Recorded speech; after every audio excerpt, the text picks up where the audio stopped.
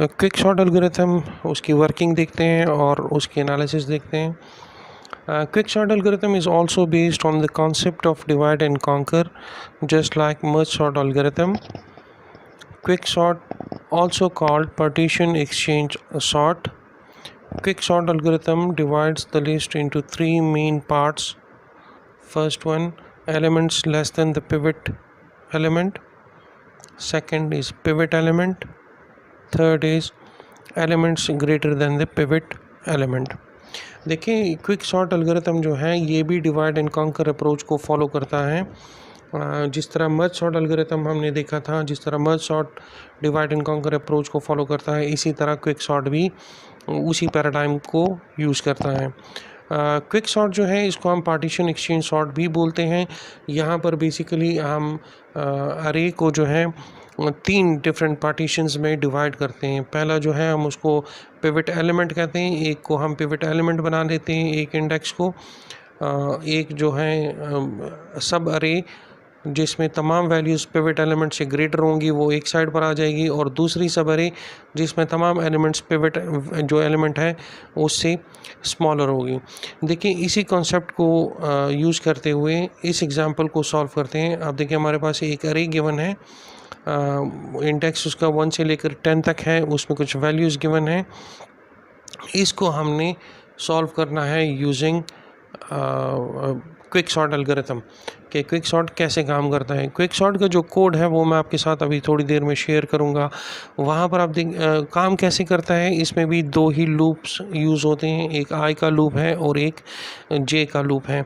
जो first index है इसको हम कहते हैं कि जी आई का जो वेरिएबल है वो इस इंडेक्स को फर्स्ट इंडेक्स को पॉइंट करता है. जो जे का वेरिएबल है वो इस सेकंड इंडेक्स को पॉइंट करता है. और ये जो फर्स्ट वैल्यू है, इस एग्जांपल में मैं इस फर्स्ट इंडेक्स को कहता हूँ कि जी ये मेरे पास पिवट वैल्यू होगी.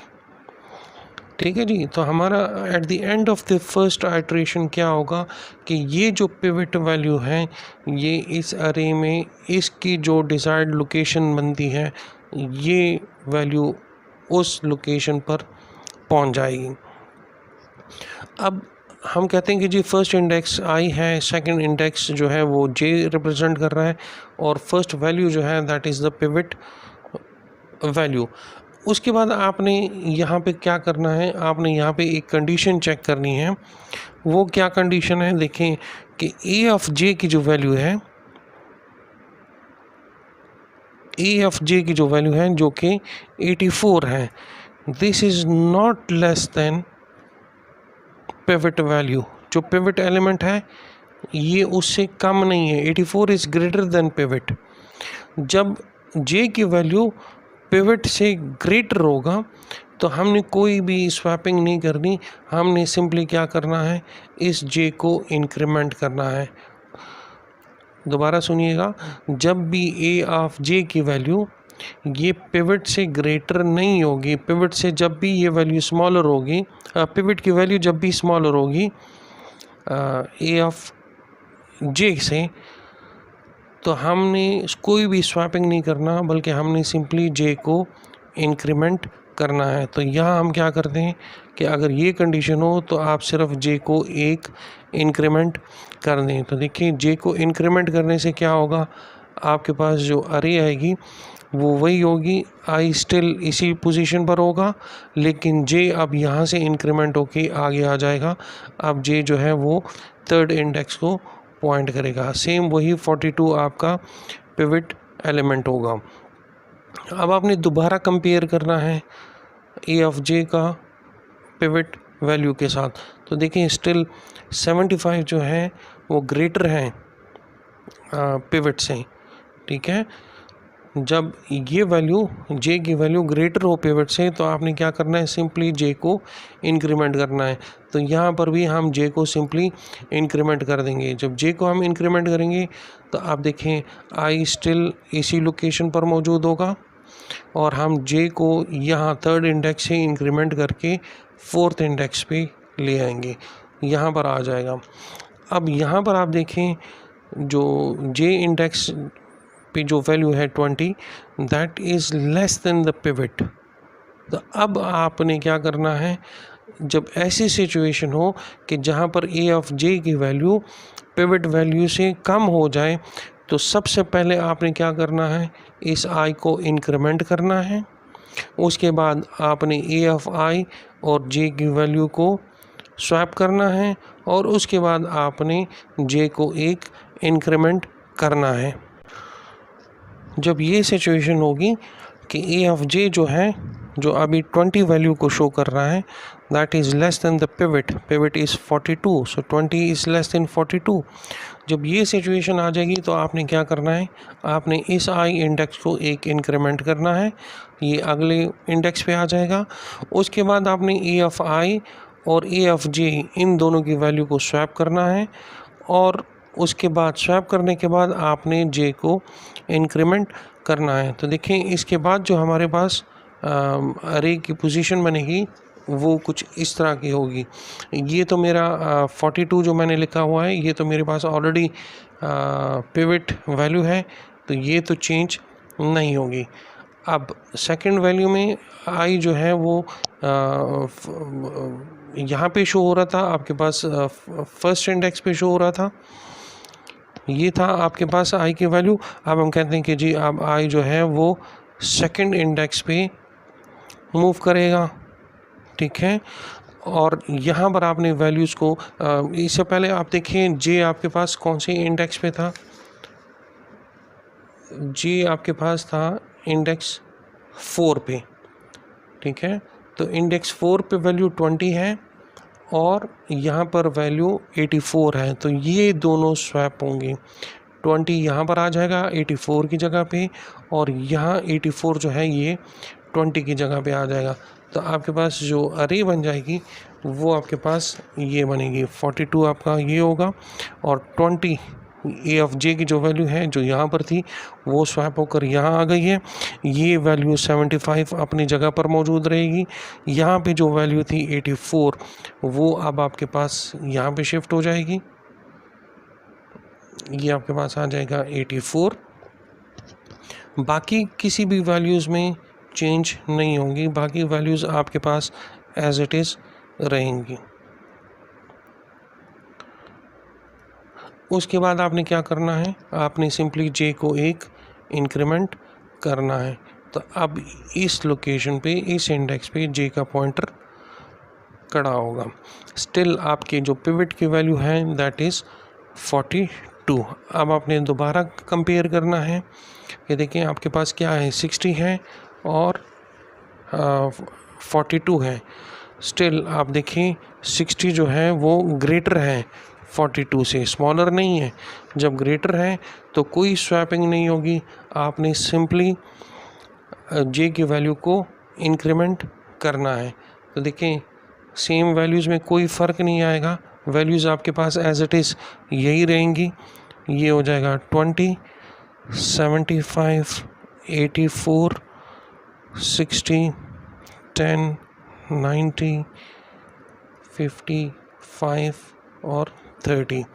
आपके पास आई इंडेक्स जो है, आई का जो पॉइंटर है वो सेकंड इंडेक्स पे है। जे आपके पास यहाँ हम देखें, जे आपके पास फिफ्थ इंडेक्स पे था, अब ये फिफ्थ से मूव होके सिक्स्थ इंडेक्स पे आ जाएगा। तो यहाँ आपके पास जे का पॉइंटर आ जाएगा। यहाँ आपने दोबारा वही चीज़ चेक करनी है कि देखें जे का जो पॉइंटर है, जे की जो वैल्यू है, जिस वैल्यू को जे पॉइंट कर रहा है that is less than the pivot value. तो जब लेस है तो आपने पहला काम क्या करना है, आई को इंक्रीमेंट करना है। आई यहाँ पर आ जाएगा, पहला स्टेप ये होगा। उसके बाद ए एफ आई और जे का जो वैल्यू है ये दोनों स्वैप होंगे। उसके बाद आपने जे को इंक्रीमेंट करना है। तो देखें ये 20 एज इट इज़ अपनी जगह पर रहेगा। अब आई आपने यहाँ पे मूव कर दिया, ठीक है। अब आई 75 के वैल्यू को पॉइंट कर रहा है, तो ये 75 और 10 स्वैप हो जाएंगे। 75 की जगह आपके पास आ जाएगा 10, ये 84 अपनी जगह पर रहेगा, ये 60 भी अपनी जगह पर रहेगा और इस 10 की जगह अब आपके पास आ जाएगा 75। बाकी अरे में कोई चेंजेस नहीं होंगी, वो अरे आपके पास एज इट इज़ मौजूद होगा। जो लास्ट स्टेप होगा इसका कि आपने जे को एक इंक्रीमेंट करना है। तो जे इससे पहले 6th इंडेक्स को रिप्रेजेंट कर रहा था, अब जे जो है वो 7th इंडेक्स को रिप्रेजेंट करेगा। तो अब आप यहाँ देखें ए ऑफ जे की जो वैल्यू है वो है 90 और पिवट की वैल्यू है 42। तो 90 इज़ नॉट लेस देन 42, तो सिर्फ जे जो है वो इंक्रीमेंट होगा, स्वैपिंग कोई नहीं होगी, वैल्यूज़ में कोई चेंज नहीं आएगा। तो आप देखें आपके पास जो अरे बनेगी उसकी वैल्यूज़ में कोई चेंज नहीं आएगा, वो एग्जैक्टली यही वैल्यूज़ होंगी जो इस अरे के अंदर मौजूद हैं। अब सिर्फ जे का जो पॉइंटर है वो एक आगे की तरफ इंक्रीमेंट हो जाएगा। तो जे पहले 7th इंडेक्स को शो रिप्रेजेंट कर रहा था, अब यहाँ पे जो है जे इस इंडेक्स को रिप्रेजेंट करेगा, इसको पॉइंट करेगा। अब आपने दोबारा कंपेयर करना है, 50 इज़ नॉट लेस देन 42, तो अरे में कोई चेंजेस नहीं आएगी, सिर्फ जो है आपने इस जे इंडेक्स को आगे की तरफ जे का जो पॉइंटर है इसको आपने आगे एक और इंडेक्स पे मूव करना है। तो हम यहाँ सिर्फ जे का जो पॉइंटर है उसको एक आगे इंडेक्स पे इंक्रीमेंट कर देते हैं। अब आपने दोबारा चेक करना है ए ऑफ जे। अब यहाँ देखें ए ऑफ जे की वैल्यू पिवट वैल्यू से स्मॉलर है। जब ए ऑफ जे की वैल्यू ये स्मॉलर हो जाए पिवट के वैल्यू से, तो आपने के पहला काम क्या करना है, आपने आई का जो वेरिएबल है उसको एक इंक्रीमेंट करना है। नेक्स्ट स्टेप क्या होगा, आपने स्वैप करना है ए ऑफ आई और जो ए ऑफ जे का वैल्यूज़ हैं वो आपने स्वैप करना है, और उसके बाद आपने जे को एक इंक्रीमेंट करना है। तो देखें अरे में तो कोई आपके पास ये 42 और 20 ये तो अपनी जगह पर एज इट इज़ रहेंगे, 10 भी अपनी जगह पर एज इट इज़ रहेगा। अब आपने आई को एक इंक्रीमेंट करना है, तो ये आई जो 3rd इंडेक्स पे पॉइंट कर रहा था अब ये 4th इंडेक्स पे पॉइंट करेगा, तो आई अब आपके पास यहाँ पर मौजूद होगा। तो ये काम तो हो गया। उसके बाद वो कहते हैं कि ए ऑफ आई और ए ऑफ जे की वैल्यू अब उसको स्वैप कर दो। तो देखो ए ऑफ आई अब 4th इंडेक्स पे है, तो 4th इंडेक्स पे कौन सी वैल्यू है 84, इसको स्वैप कर दो किसके साथ 5 के साथ। तो 84 की जगह पे क्या आ जाएगा 5 आ जाएगा, तो यहाँ आपके पास आ जाएगा 5। बाकी अरे में कोई चेंजेस नहीं होंगी, वो अपनी जगह पर एज इट इज़ रहेगा। और इस 5 की जगह अब आपके पास यहाँ क्या आ जाएगा, यहाँ आपके पास आ जाएगा 84 और 30 अपनी जगह पर है। तो ये स्टेप भी हो गया। जो लास्ट स्टेप है दैट इज़ इंक्रीमेंट जे। तो जे पहले 5th इस इंडेक्स को पॉइंट कर रहा था, अब उसको हम इस इंडेक्स पर लेकर आएंगे, वो अब इस इंडेक्स को पॉइंट करेगा। अब आप यहाँ पर देखें, अब आप दोबारा 30 और 42 देखें, तो 30 जो है वो कम है पिवट की वैल्यू से, ए ऑफ जे की जो वैल्यू है वो कम है पिवट की वैल्यू से। तो आपको क्या करना है, when A of J is less than pivot, तो आपने क्या करना है, आई को आपने इंक्रीमेंट करना है, आपने स्वैप करना है ए ऑफ आई की वैल्यू और ए ऑफ जे की वैल्यू, ये दोनों आपने स्वैप करने हैं, और उसके बाद आपने जे को एक इंक्रीमेंट करना है। तो देखें अरे जो बनेगी वो आपके पास ये होगी 20 10 5।